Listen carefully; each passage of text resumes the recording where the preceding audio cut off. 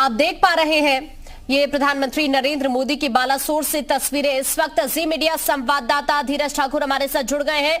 धीरज का सीधा रुख कर लेते। धीरज, अभी एट प्रेजेंट क्या सिचुएशन वहां पर बनी हुई है, क्योंकि रेस्क्यू पूरा कर लिया गया है। प्रधानमंत्री नरेंद्र मोदी खुद बालासोर में इस वक्त मौजूद है। क्या हालात है इस वक्त वहां के? देखिए, मैं अभी खुद यहाँ पर मौजूद हूँ जहाँ बालेश्वर अस्पताल में प्रधानमंत्री आए थे और मेरे सामने आप देखिए यही सर्जरी डिपार्टमेंट है और यहीं पर प्रधानमंत्री जाकर के घायलों से मिले हैं, बातचीत किए हैं यहाँ पर और जो जानकारी ली है उनसे कि उनके तबीयत के बारे में पूछा है और जितनी भी जानकारी है उनसे लिया, हालचाल लिया है।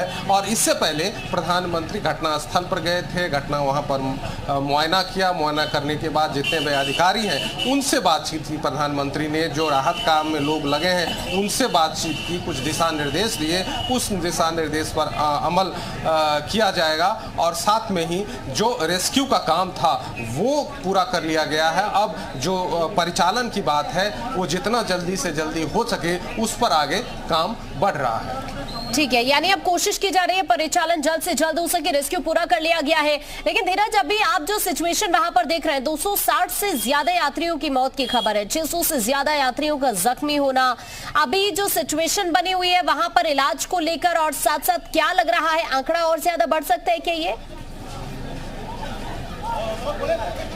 देखिए, आंकड़ा तो उम्मीद शायद बढ़ सकता है, इसमें कहीं कोई दुराय नहीं लग रहा है कि बढ़ सकता है आंकड़ा। लेकिन जिस तरह से राहत का काम हुए हैं उड़ीसा में और उड़ीसा के मुख्यमंत्री ने जिस तरह से किया वो भी एक काबिल तारीफ है कि जिस तरह से उन्होंने राहत कार्य और इमीडिएटली पहुंचाया और लगभग 11 घंटे 12 घंटे से जो प्रशासन के लोग या NDRF के लोग मौजूद हैं।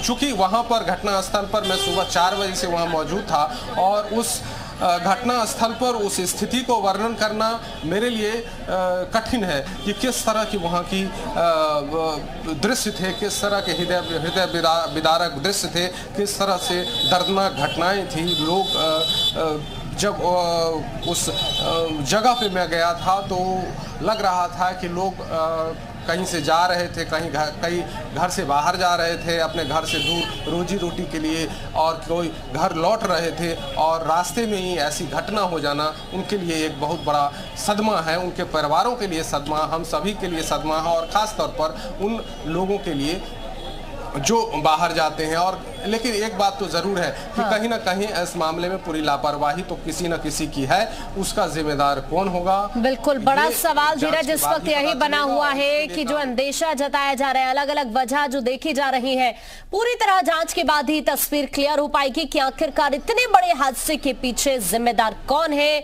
क्या वजह है, किसकी लापरवाही है। धीरज, मैं आपके पास वापस अभी लौट रही हूं। देखिए, ओडिशा के बालासोर ट्रेन हादसे में 260 से ज्यादा यात्रियों की जान गई है। कुछ देर पहले प्रधानमंत्री नरेंद्र मोदी खुद घटना स्थल पर पहुंचे, हादसे की जानकारी ली।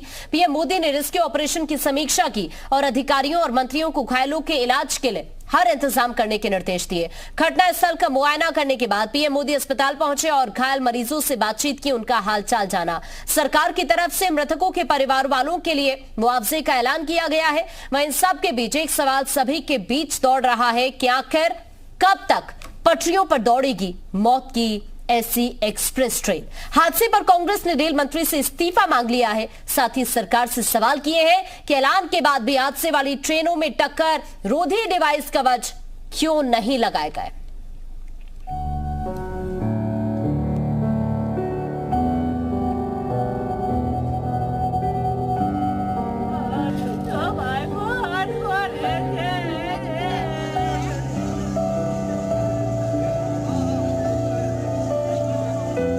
किसी का अपना बिछड़ गया, किसी का अपना मारा गया, तो किसी का अपना जिंदगी और मौत की जंग लड़ रहा है। ओडिशा के बालासोर में मौत का ऐसा शोर मचा कि चंद पलों में ही 280 से ज्यादा लोगों की जान चली गई। जिनके अपनों की मौत हुई है उनके घरों में मातम पसर गया है।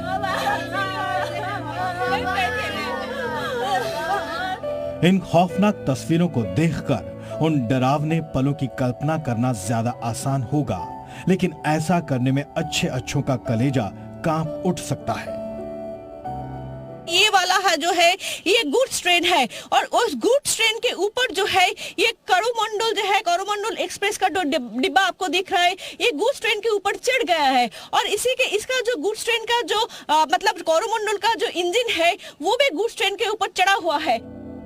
डिब्बे के ऊपर डिब्बे सवार हैं। एक दो नहीं बल्कि 1 दर्जन से ज्यादा बोगियां पटरियों पर ऐसे पड़ी हैं मानो किसी खौफनाक तूफान ने इन्हें पस्त कर दिया हो।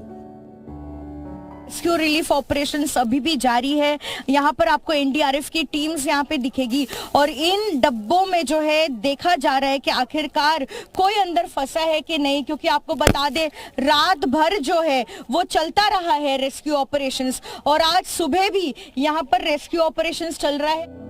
पटरियों की हालत भी इतनी डरावनी हो चुकी है कि इन्हें देखकर आसानी से ट्रेनों की टक्कर के खौफनाक रफ्तार का अंदाजा लगाया जा सकता है। यहाँ पर लोगों के सामान बिखरे पड़े हैं। किस तरह से यहाँ पर चाहे उनके कागजात हों या फिर उनके सूटकेस हों, इनके बैग हों, खाने पीने की चीजें हों। अस्पताल में जो लोग जिंदगी और मौत की जंग लड़ रहे हैं उनके लिए पूरे देश में प्रार्थनाओं का दौर जारी है। क्या अभिनेता और क्या क्रिकेटर, दुख की इस घड़ी में पूरा देश घायलों के लिए दुआ कर रहा है और जो लोग मारे गए हैं उनके लिए दुख जता रहा है। अभी ट्रेन हादसे के 24 घंटे भी पूरे नहीं हो पाए और इस घटना पर राजनीति का दौर भी शुरू हो गया। कांग्रेस समेत पूरे विपक्ष के नेताओं ने हादसे के लिए केंद्र सरकार को जिम्मेदार ठहराया है। मैं ये समझता हूँ कि सरकार को एकदम इसके लिए जितना मुआवजा दिया है, मुआवजा शायद उससे ज़्यादा दे देना चाहिए। आज के दिन तो अगर आप मोटर एक्सीडेंट क्लेम ट्रिब्यूनल्स का भी देखें, वहाँ भी एक्सीडेंट के केसेस में, डेथ केसेस में कहीं ज़्यादा मुआवजा मिल जाता है। अब 10 लाख तो ऐलान किया है रेल मंत्री जी ने और 2 लाख किया प्रधानमंत्री जी ने नेशनल रिलीफ फंड से। मैं समझता हूँ कि नेशनल रिलीफ फंड से या प्राइम मिनिस्टर केयर से, जिसमें बहुत पैसा इकट्ठा हुआ था, उसमें और ज़्यादा देना चाहिए। बहुत भारी हादसा हुआ है। रेलवे मंत्री वैष्णव जी अपना इस्तीफा पेश करें, स्वीकार करना नहीं करना प्रधानमंत्री के हाथ में है, लेकिन इस परंपरा को कायम करें। एक तो रेलवे बजट आपने बंद कर दिया तो रेलवे पे संसद में चर्चा ही नहीं होती और जो कई सारी कमेटियों ने सेफ्टी के लिए जो एक प्लान बनाया था, क्या उसकी अनदेखी की जा रही है, जिसके कारण ऐसी दुर्घटनाएं घट रही है, उस पर संसद में चर्चा हो। प्रधानमंत्री नरेंद्र मोदी हादसे के फौरन बाद से ही एक्टिव हैं। बीते रात से लगातार पीएम मोदी रेल मंत्री से पल पल का अपडेट ले रहे थे, तो वहीं आज सुबह ही उन्होंने हादसे की वजह और हालात की समीक्षा के लिए हाई लेवल मीटिंग की।